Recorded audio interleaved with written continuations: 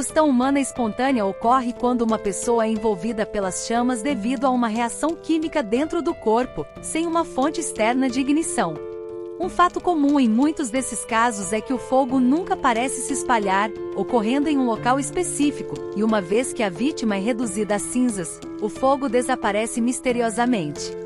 Existem teorias de que tal incêndio pode ser provocado por excesso de álcool no organismo ou uma descarga elétrica interna no sistema nervoso central, mas nada foi provado.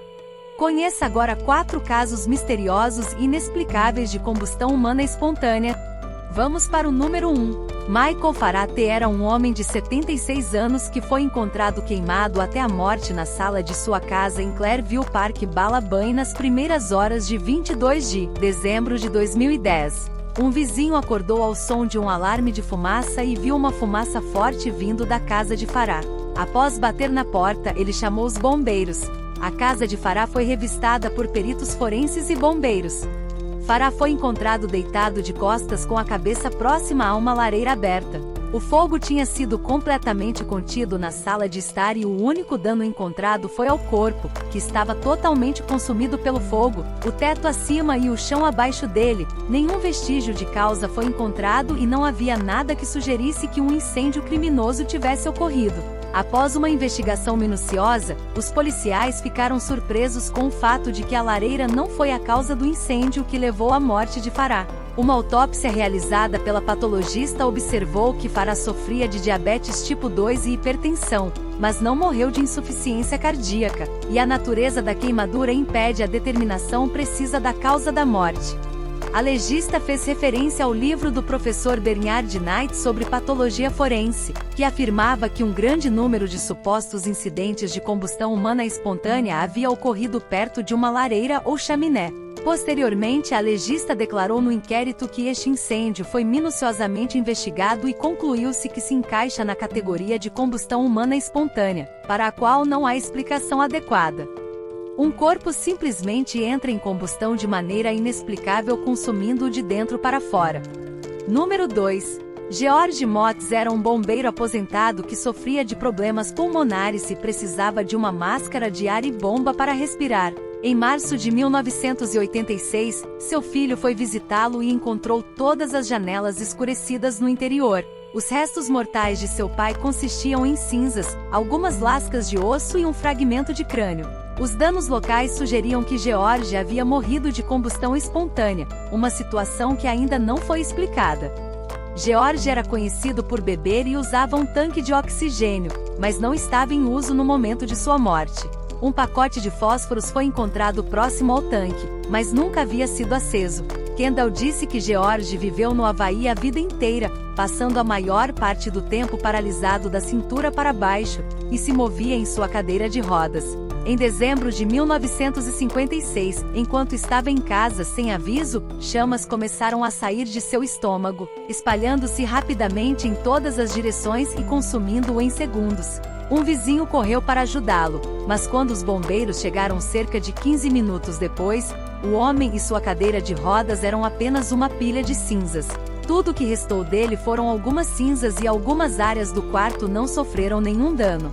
Em outros casos semelhantes, os bombeiros e investigadores ficaram perplexos, pois havia roupas e livros por toda parte que deveriam ter pegado fogo, dada sua proximidade com o incêndio. Obrigado por nos assistir dentre tantos outros e não se esqueça de se inscrever no canal, isso é muito importante para nós. Olá! Continuando. Número 3. Em 2013, quando o corpo de Danny Vanson foi descoberto por membros de sua família, ficou imediatamente evidente que, embora o calor e a intensidade do incêndio fossem grandes, não houve outros danos ao restante da casa de madeira onde o homem de 65 anos morava em Oklahoma. O irmão de Vanson encontrou a vítima na cozinha e imediatamente chamou os bombeiros. O corpo estava gravemente queimado, mas não havia danos por fogo aos móveis próximos ou a outros itens, sinais de arrombamento ou luta ou qualquer causa de morte no imóvel de Van. Embora muitas pessoas apontassem que Van era um alcoólatra bem conhecido e fumante compulsivo, as provas no local sugeriram que a causa não foi incêndio na casa e não havia sinais de luta. O investigador afirmou que seria necessário muito mais do que apenas gasolina para incinerar alguém tão gravemente. Embora ele tenha mencionado a possibilidade de ignição, a sugestão de combustão humana espontânea não era oficialmente reconhecida. O xerife local considerou o caso incomum e bizarro, sem saber explicá-lo completamente. Era conhecido que uma grande quantidade de madeira seria necessária para reduzir um corpo humano a cinzas, e a descoberta de pessoas queimadas até as cinzas, incluindo os ossos, em ambientes relativamente intactos e sem danos evidentes implicava uma forma de queima que poderia ser sobrenatural. Número 4. Um caso de combustão humana espontânea ocorreu com Mary Hard em Petersburgo, Flórida.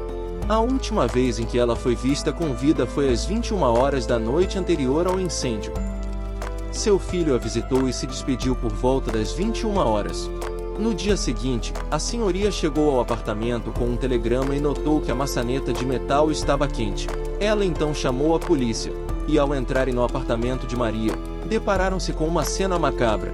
Os restos mortais de Mary foram encontrados em uma cadeira queimada, com apenas as molas carbonizadas restantes. As únicas partes que sobraram de seu corpo eram seu pé esquerdo, ainda com um chinelo, sua espinha dorsal e o crânio de Mary. O corpo, que pesava 170 quilos, foi reduzido a menos de 10. Os danos no apartamento foram mínimos, com uma área circular queimada, ao lado de uma tomada de parede de plástico que derreteu e fez com que seu relógio parasse às 4h20.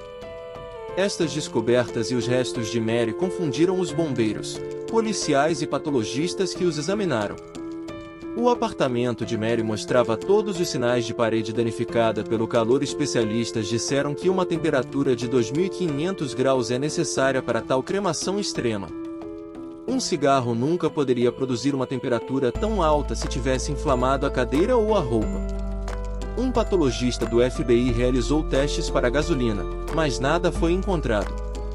Até uma tempestade de raios poderia ter sido, mas nenhuma tempestade desse tipo ocorreu em São Petersburgo na noite de sua morte, em 7 de julho de 1951. Alguns chefes de polícia de São Petersburgo enviaram uma caixa de provas da cena para o diretor do FBI. Ele incluiu fragmentos de vidro encontrados nas cinzas. O FBI acabou declarando que Mary havia sido incinerada pelo efeito pavio, como ela era uma conhecida usuária de pílulas para dormir.